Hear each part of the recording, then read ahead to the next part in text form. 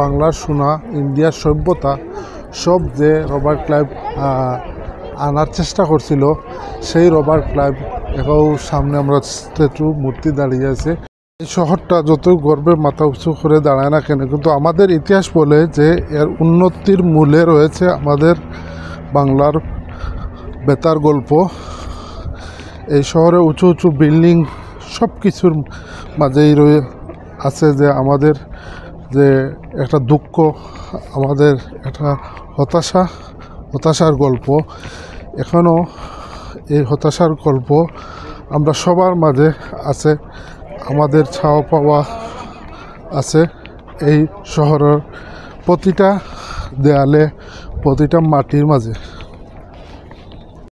দেয়ালে আছে আমাদের শোষণের গল্প, আমাদের বেতার গল্প, আমাদের রক্তের গল্প, প্রতিটা দেয়ালে আছে। আমি এখন যেখানে আছি লন্ডন শহরের একটা গুরুত্বপূর্ণ প্রশাসনিক এলাকা। ক্লাইভ নাম সবার কাছে পরিচিত, যা মীর জাফরের সাথে যার বন্ধুত্ব ছিল এবং তার সাথে গোপন চুক্তির মাধ্যমে যে আমাদের নবাব সিরাজউদ্দৌলার সরাইয়া বাংলার মাটি নেওয়ার পরিকল্পনা ছিল। এই হলো রবার্ট ক্লাইভ, যা মীর জাফরের সাথে যে রবার্ট ক্লাইভে চুক্তি করছিল ব্রিটিশ আমলে। এই হলো সেই রবার্ট ক্লাইভ, যারে নিয়ে এখনো